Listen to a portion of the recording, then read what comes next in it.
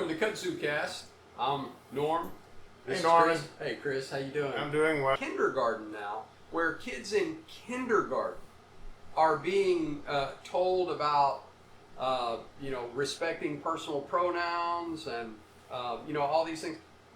When I learned grammar, I missed the part where you can decide what pronouns you want used. I thought that there were rules for how to use pronouns. Well, what this does is it helps destroy unity. That's right. And that's so you have a group of people, children, who are being taught literally a different way of thinking, that when they grow older will look at the other generations and discount them because they don't know what the lesser younger generation does, and it's just a way of voiding a point of view.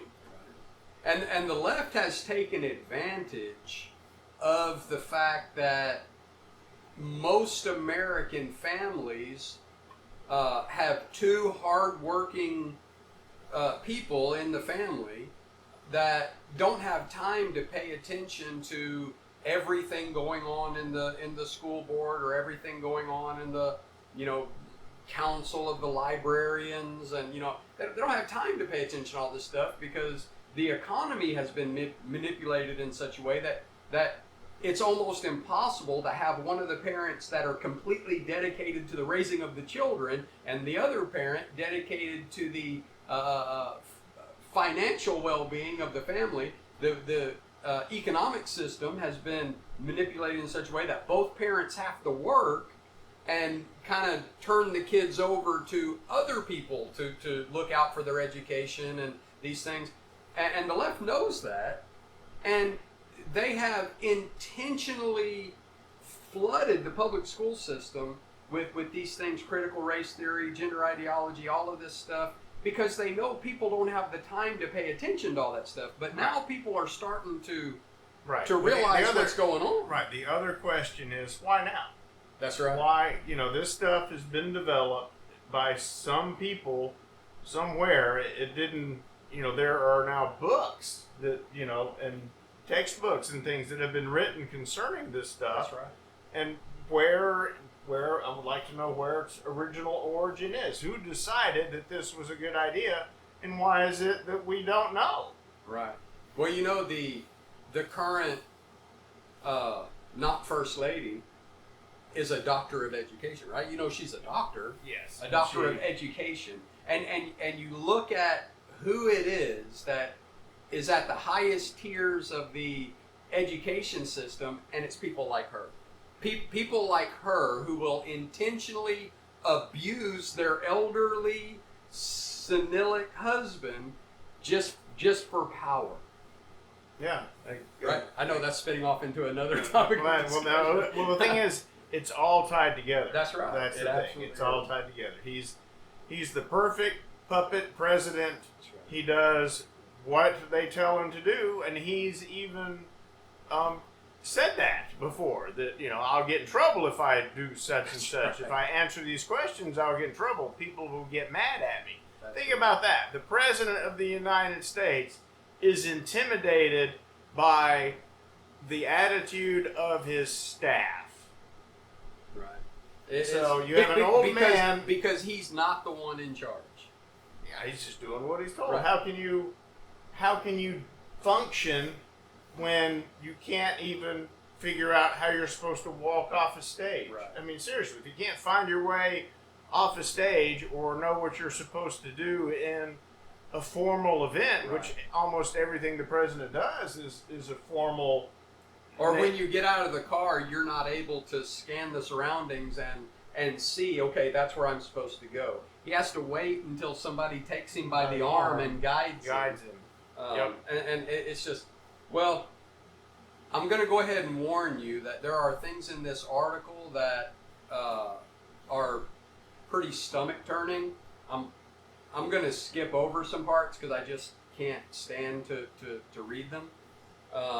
But it's something that we need to pay attention to, because it's happening not just in the big liberal cities. It's happening by intent, like yes, you said. it's happening. They're making it happen wherever Right. they can. It's happening in rural, conservative America, because that's where they know they've already got San Francisco, they've already got New York, they've already got Chicago and Seattle, right? They've already got those places, Right.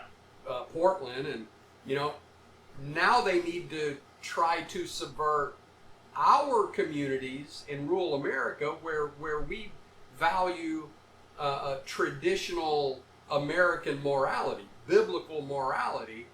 They have to subvert that to accomplish their agendas, and so pay attention, because they're here. We need to go to our library and see if this is going on in our library, and pay attention in your local areas, and not think, well, we live in a conservative area. Yeah, it's so not right, here. Right, Right. that's right. Right. So that's So it says, and this is again on Daily Wire, inside the fight to shield kids from graphic material in a deep red state. The fight to keep sexually explicit books away from children is not just being fought in big liberal cities. Even in deep red Alabama, there is resistance to removing books such as the sexually explicit LGBT themed book, All Boys Aren't Blue. Chris looked it up on Amazon when we were talking about it. And what'd you find about the book on Amazon? Who's it targeted at? The target audience for the book is middle-aged, young, tweens. Right. Yes, exactly. 11, 13, 14, somewhere around in that. From 11 to 14-year-olds is who this book is targeted at. In which there are graphic depictions of stuff that I don't want to say. It's the book that Louisiana Senator John Kennedy read aloud during a Senate committee hearing last year. Did you see that, where he read that on the Senate floor? Yes. And when he started reading the content of this book, now this is a book that those on the left want to make available to your tween children. Tweens means preteen to young teenager, 11, 12, 13, 14 years old. They want this book made available to your young, impressionable kids. And yet, when John Kennedy read it on the Senate floor, there were objections based on the obscenity rules of the Senate. Yeah. Isn't that amazing? Yes. So it's okay for your kids, but it's too obscene to read on the Senate floor. But the thing is that we're talking about just one book. Right. I mean, it's a genre of writing. That's right. Oh, and the author of this book, when Chris looked it up on Amazon, the author of this book is just given all kinds of accolades. He's an award-winning author. He's just portrayed as such a heroic figure. And in actuality, what he is a filthy groomer wanting to sexualize young children for his own sexual gratification. He's a sick individual that shouldn't be allowed anywhere near children, right? But our society wants to, elevate him. Right. And the thing is they'll look at it as a positive thing. No, these were his experiences as a homosexual child, right. And that I'm sorry that those whatever experience, because I understand that there's some forced sexuality involved in there. I'm sorry that happened to him, but there's more gender confusion with children that have been sexually assaulted than children that haven't been. So obviously environment does play a role in sexuality of children, and life experiences make a difference. So it goes on and it says, the book graphically describes sexual activities and includes, and it gives, like I said, I don't really want to read it. Its stomach churning to me. I can't imagine giving this kind of material to a young child and saying this is good.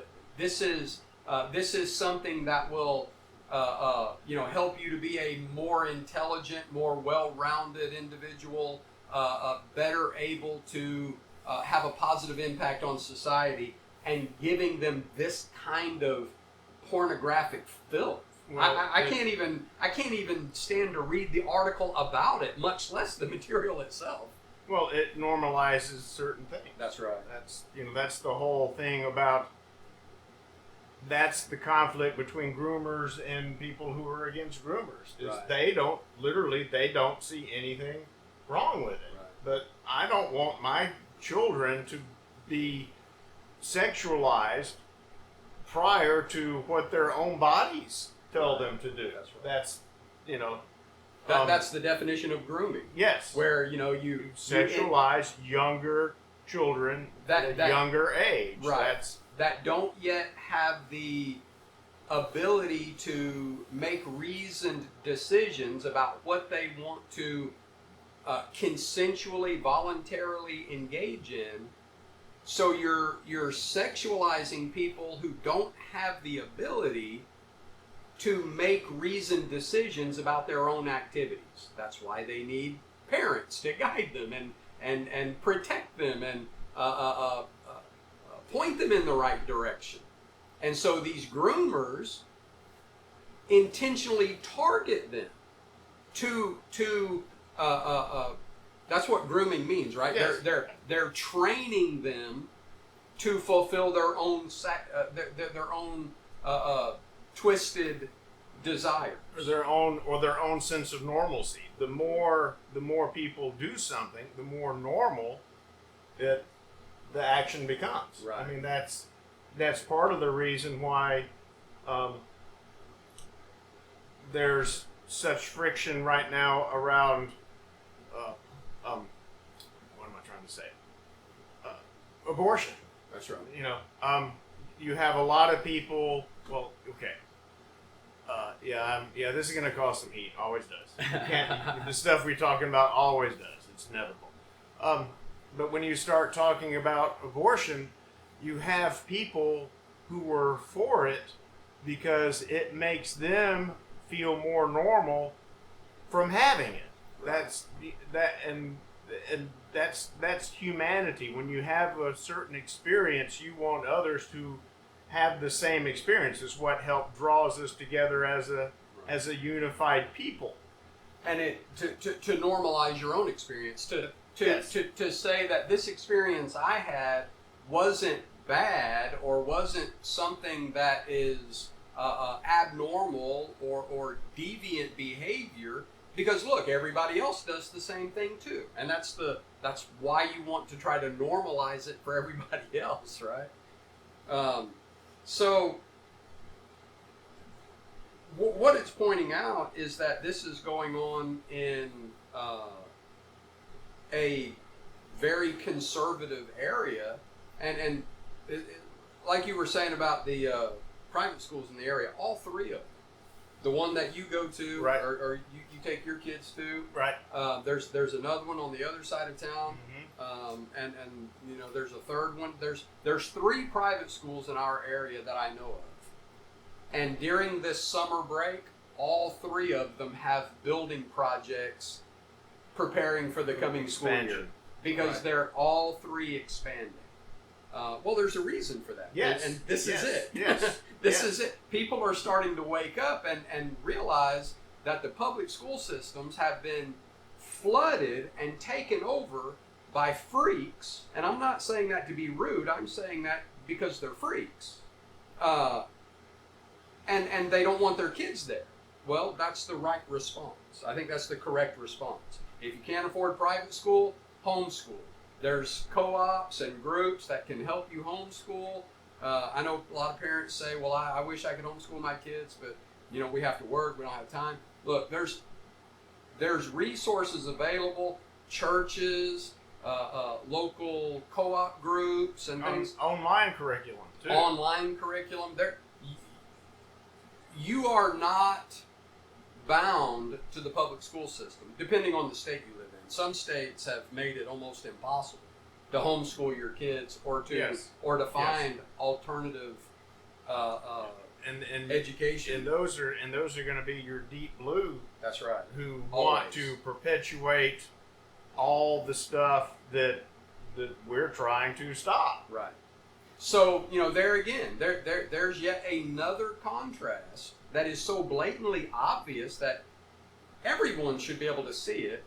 Red states value parental rights to educate their children according to their values, how they choose.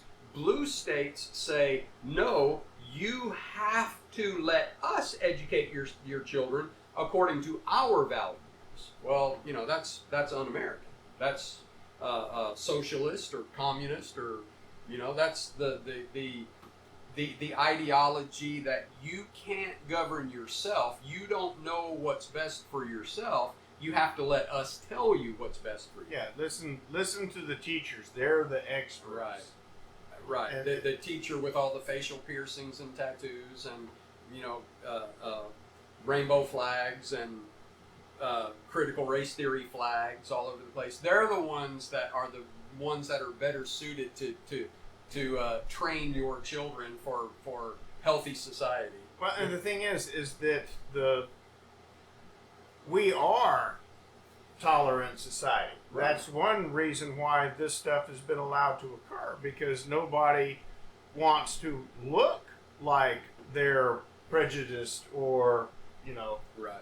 closed-minded. So when these people that have these alternate point of views, nobody wants to step in and stop them because they don't want to get labeled racist or prejudiced. Not racist, but they even label that racist now. yeah. But you know what I'm saying? It's Right. prejudice. Right, That's- prejudice. Right. Right. And and I know that me and Chris both agree on this. I am not in favor of forcing another person to live by my personally chosen moral code, right? I believe the Bible. I strive to, follow biblical morality to the best of my ability. I think if everybody followed biblical morality, the world would be the paradise that everybody seems to think we can make it, Well, right? Yeah. But I would never be in favor of forcing another person to live by my morality with the force of law or with legislative force or violence. I want them to choose it because it's the morally superior, productively superior, fulfilling, superior way to live, for personal fulfillment and for a healthy society. I want them to choose it for those reasons. I don't want to force it on them, but they want to force me Yes. to live by their morality. It doesn't go the other way. That's right. There's not, and understand this. It's there to seed division. That's right.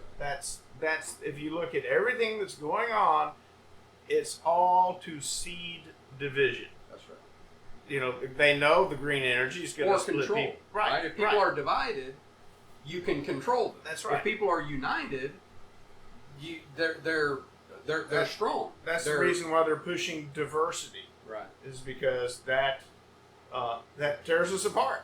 It seems like, if our diversity was our strength, then instead of God confusing the language of the people at the Tower of Babel to scatter them so that they couldn't build the tower, he would have done something to make them more alike. Because, if diversity is our strength, well, then making them more alike would have stopped them from doing what he didn't want them to do. Right. But what did he do?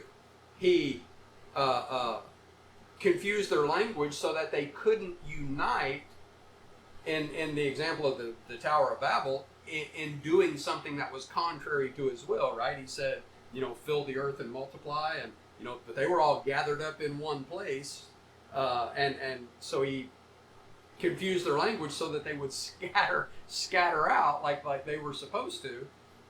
So diversity is not our strength. Unity is our strength, Yes. where we're unified in a common morality and a common goal, a common purpose. That's where we're strong. We have a community. There's strength in community, Yes. and they don't want community. No, they don't, and that's the reason why they are splitting us in half. That's right. That is the goal, is to split up.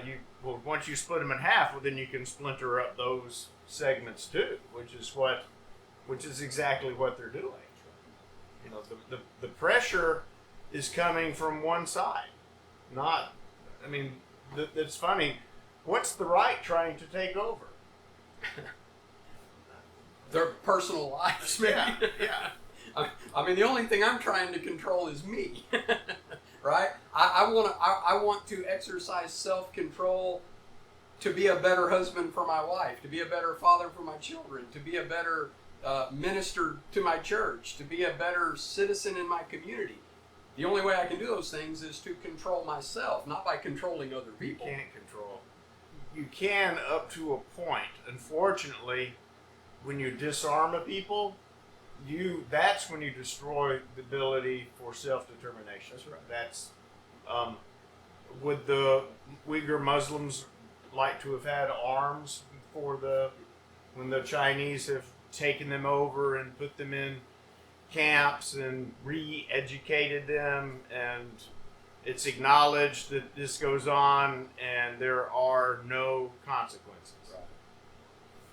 You know, we'll go at Putin because he's our quote enemy in a war that we want to expand in an area that's not around us, where you would think other countries would take the lead since they're the ones most at risk. But for some reason, since we're willing to be the ones to pay for everything, they're quite willing to let us pay for everything. Oh. But the article goes on and says, last month an effort from concerned residents in one small Alabama community asking for the book, that is, All Boys Aren't Blue, asking for the book to be moved to the adult section. See, they weren't even asking for it to be thrown out. I mean, I would have been jumping up and down and screaming, saying, hey, why is this in our local library? Yes. Give it to me. I'll do what needs to be done with it. And, we'd use it to start a fire out here somewhere. They weren't even asking. They weren't even asking, or really should be demanding, that it be taken out of the library entirely. I mean, this is a public library supported by the tax dollars of that community. And yet there's a book in the library, in the children's section, for their children that they don't want there. But they weren't even asking for it to be taken out of the library altogether. They were saying, move it from the children's section to the adult section. So that it says, for the book to be moved to the adult section of their local library was denied. Under current guidelines, parents can complain about a book. Right? Like you can, yes. You have the permission to complain. Under current guidelines, sure, you have permission to complain. Try to stop me. The Constitution gave me permission. I think it does. That's any right. taxpayer funded something. That's right. So parents can. I love the way that's worded. Yeah. It's like those posts on social media. Where it says, should people be allowed to do this or allow? And I always look at that and I think, my first response is, well, who has the right to tell me I'm not allowed to do that? Right. So it says parents can complain about a book, but a committee appointed by the library director decides the fate of the book. The committee in charge of reviewing All Boys Aren't Blue now this is where it happened, right? Right. Listening. Huntsville, Madison County of Alabama, right? Right. You talk about deep red, that's deep red. Huntsville, Madison County, Alabama, unanimously ruled that it should stay in the library's young adult section. So, according to the library guidelines, which I wonder who set those guidelines. Was it the community that pays for the library? Or was it this director that apparently wants to give sexually explicit material to young children? So this committee looked at the book in response to the parents' complaint that it be moved from the children's section to the adult section, and I, I'm in my mid-50s, and I didn't even want to read what it said, and they want to keep it in the children's section, and unanimously decided, no, we're not going to move it to the adult section. We're going to keep it in the children's section. Cindy Hewitt, the executive director of the Huntsville Madison Library, told one concerned resident on May 28 that on May 28 that the committee found that though the content in the book is frank and that's a very mild way to put it, right? The content of the book is frank and open. Now, what I found the content of the book to be was gag-inducing, vomit-worthy. I mean, it literally makes me sick. And that it's marketed and targeted at children should be a crime. I'll put it this way. The thing is, it should,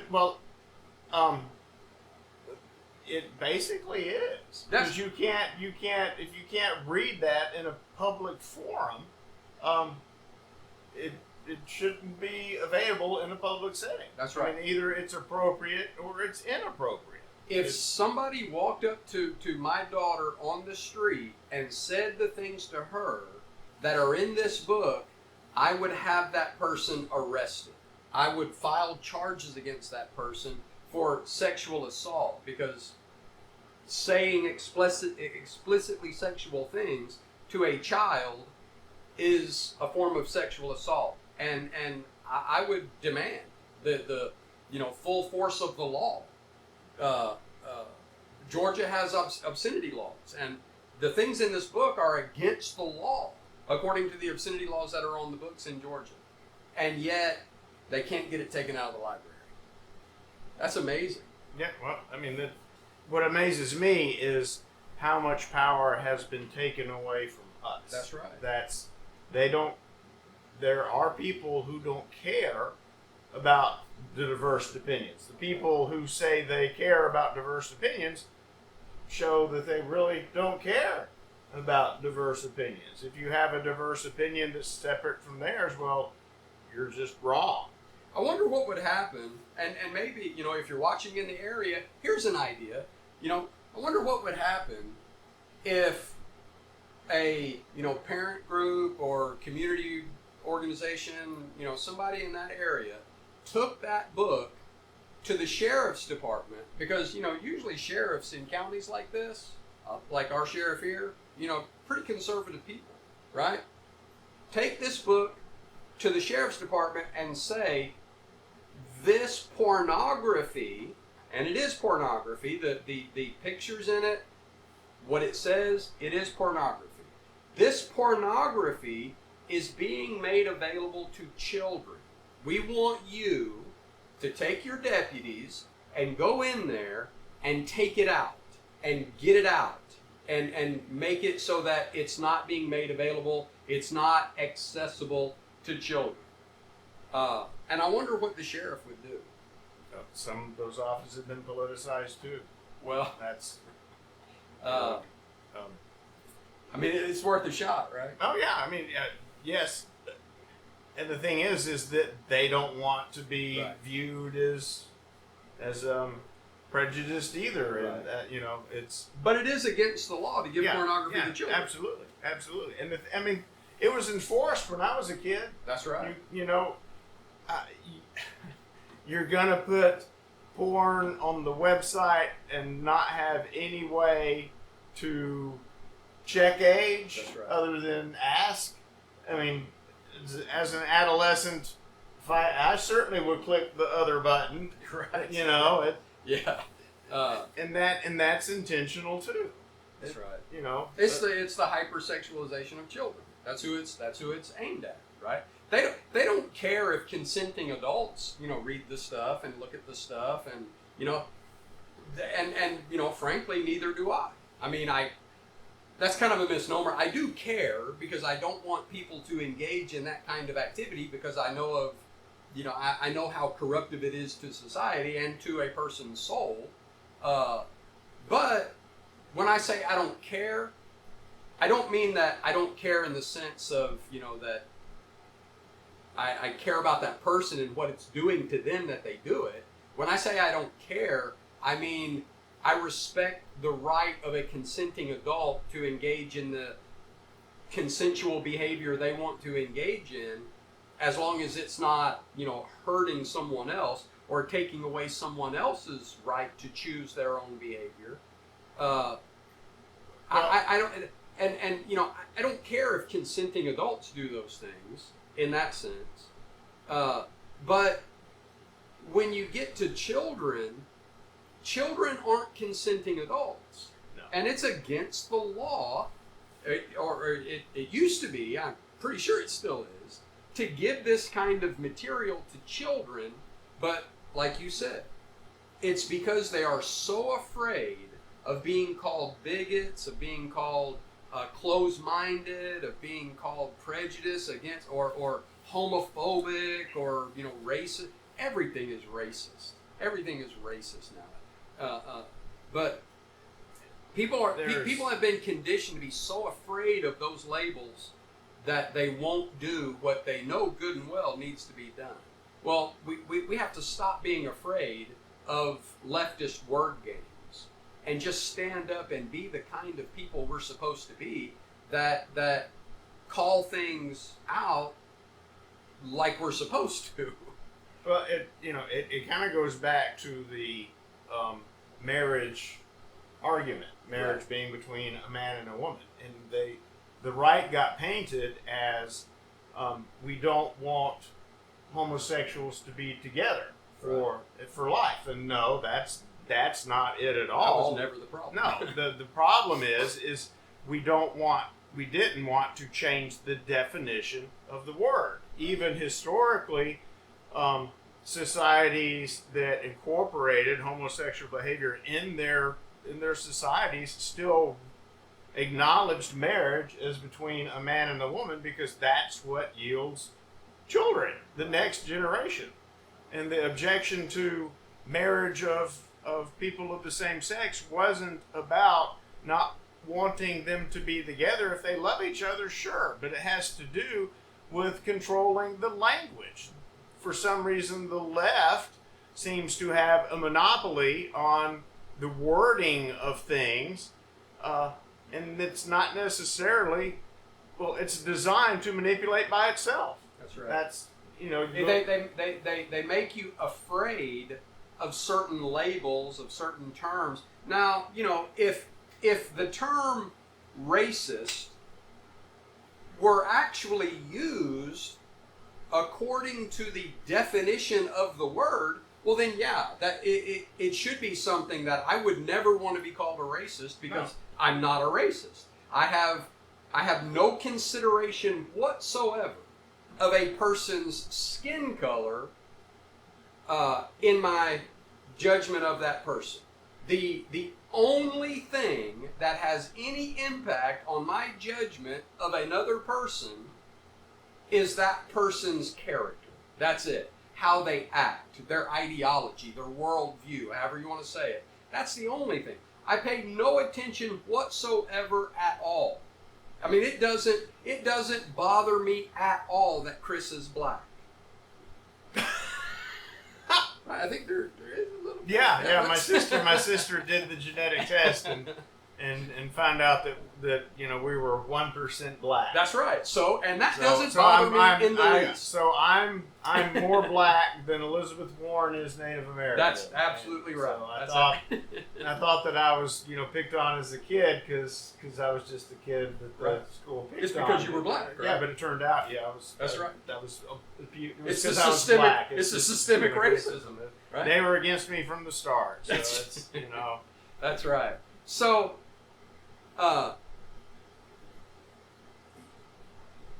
These labels like racist, homophobic, I'm not afraid. Phobic means you're afraid. I'm not irrational fear. Irrational fear. Right. Yeah. I'm not afraid of a homosexual person. I've had homosexual friends. I don't know that I would be able to now with I shouldn't say that. I'll put it this way. The way that homosexuals are depicted and kind of put in your face and shoved down your throat, and no, I don't want to be around them. It's not because they're homosexual, it's because the way they act is repulsive, right? It would be repulsive to me if Chris acted that way, even though he's straight. I don't want to be around people that act that way. Yeah, well, not all homosexuals are for what the That's LGBTQ. True. I don't even know all the letters and numbers that they have in there now. Yeah, that's why I just call them alphabet people. You just say alphabet people, and you got it covered. Yeah, whatever letters they've added. Yeah. Not all homosexuals agree with what the agenda is. I thought I would just kind of latch on to one of them. That I always thought that this one, it's LGBTQ. I always thought the Q covered the whole spectrum, right? And it's just queer. So I started using the term queer, kind of the all-encompassing term queer, and I got in trouble for that, saying, well, some of us don't like the term queer. Well, okay, but queer still means what it means, right? It still has a definition, and you fit the definition. And think about this though, the change of the definition of gay. Right. Why did that occur? Who initiated that? I mean, a word that meant happy-go-lucky. That's right. And that now you associate it with people with a high suicide rate. The most unhappy people in our society. Well, I think the most unhappy people are the trans people, and I think society, in its ambiguous nature that they've granted it, has done a disservice to these people. It's not compassion to normalize someone's mental illness. That is not compassion. Compassion is helping them understand that they have a mental illness and what to do about it. I mean, if you have male genitalia and chromosome, XY, you are a male. Right. I mean, that's, if there's an issue, the problem's not in your biology. Right. That's, if your chromosomes are correct and your genitalia is correct, the problem's not biological. That's right. It's by definition, it's mental. Right. Your biology is your biology. It is what it is. Right. And it's very clear what it is. And gender roles are the basis of societal unity. That's right. That's biblical morality too. The man is supposed to be a man. That's the biblical term that's translated into English, be brave, be strong. It's translated like that in a few places. Toxic. You mean it endorses toxic masculinity from the very start? That's right.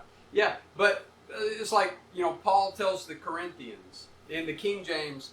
It was translated, "Quit you like men." Right? In the more modern translations, it says, "Be brave." Right? Or some say, "Be strong." The original Greek term means act like a man, right? Because there are certain characteristics of masculinity that are manly traits. There are certain characteristics of femininity that are feminine traits, and that's biology. That's the way God created us. And you know, which goes back to the agenda at its root anyway, is to, you know, you peel back all of the layers of the onion, and what you come down to ultimately is a hatred of God. It's, you know, I don't want to acknowledge that there is a God that created us and created us in a certain way, so I'm going to turn everything on its head to deny God. That's really at the very most fundamental level of all of this stuff. Yeah. So, you know, go check your libraries, because, you know, they may be given. And if you're, I mean, the thing is, we're talking about, this could be in a public school library. That's right, school library. Yes, right. not just the public library, county library. Right. And the thing is, it might not be in your county library. It might only be in the school library. Because where are you less likely to go check? That's right. Yeah, that's. You know, I know, like I said, neither one of our kids have ever been in public school. I don't know how I would react. Well, I guess I probably do, and it wouldn't be pretty. if my daughter had come home from school with a book for a book report that was one of these gender ideology books or critical race theory books, or, you know, even in high school, you know, I probably would have went back to the teacher or the principal or the school board, and I would have said, who's responsible for giving this to my child, right? I'm the one that decides the ideologies I want my children taught, not you. You don't have the right to do that. You violated my rights. Now I want you to all go to jail. So, this is episode 4 of Kudzu Cast, and so far all 4 episodes have been, you know, very happy, positive messages to make us all feel really good about where we are in our society. But I think we can feel good because people are waking up. I mean, the reason we're doing what we're doing is because, you know, people are waking up and seeing what's going on, and there's more and more people that are hungry. Like Chris said, you know, when we started out, more and more people that are hungry for this kind of content. So, you know, please like, share, comment in the comment section below. Let us know what you think. Let us know, you know, what kind of things you'd like to hear. You'd like to hear us discuss on future episodes. Or anything you'd like us to shoot. Right. Yeah. That's something we need to do. We haven't. And will. Yes. We haven't gotten out on the range in a while, so yeah. Things you'd like to see used as targets. And we have some ballistic gelatin too. If there are particular rounds you want to see tested for expansion and penetration, we'll be doing some of those as well. And the ballistic tests and, you know, firearms and weaponry has nothing at all to do with the other stuff we've been talking about. No. No. But it is all tied together in our rights, free speech, Second Amendment. That's right. It's and the collapse of society. Yeah. So that you're going to need to be prepared. Yeah, just remember that none of this is happening by accident, so you have to respond in kind. You have to have a broad resistance and effort to do what you need to do to protect yourself and your family for the future. Because uncertainty is the one thing that is certain at this moment in time. I mean, if you got a whole bunch of dominoes stacked up to cause problems. You got Cloward and Piven with all the immigration coming in, straining our society. You've got over here what we're talking about, gender ideology, which helps, you know, split us up. Right. And so the thing that we need more than anything is unity. And used to, you would give the other guys credit for at least taking a stand for what they believe in and speaking about it, but that's not what occurs now. Now, if you told the hold your feet fast and firm and take a stand, they hate you. They don't admire you for standing up for what you believe, even though they expect you to respect them in the same way when they stand up for what they believe. I can't help it that they're wrong, though. Right. And you know, you have to question sometimes the people at the top, the top levels of these various agendas that are being driven in our society. Do they even actually believe? I mean, do you really think that George Soros, that pumps so much money into this critical race theory stuff, this gender ideology stuff, in the public school systems and the local DA elections, and you know, pumps all this money into this stuff? Do you actually think that George Soros believes critical race theory is critical true? Race theory No, is true? Of Course not. Of course not. No, but what he does know is that it's destructive to our society. That's what he knows. You know, look for episode 5. Episode 5 coming soon, and again, let us know in the comment what you'd like. Are there news stories that you've read that you'd like to make us aware of that we can discuss on the podcast? Things going on maybe in your areas, or as Chris said, you know, guns you want us to put together and then go and blow stuff up with. Yes, that too. All right. We'll see you next time on Kudzu Cast. Thanks, Chris. Thanks so much. Thanks so much, Nolan.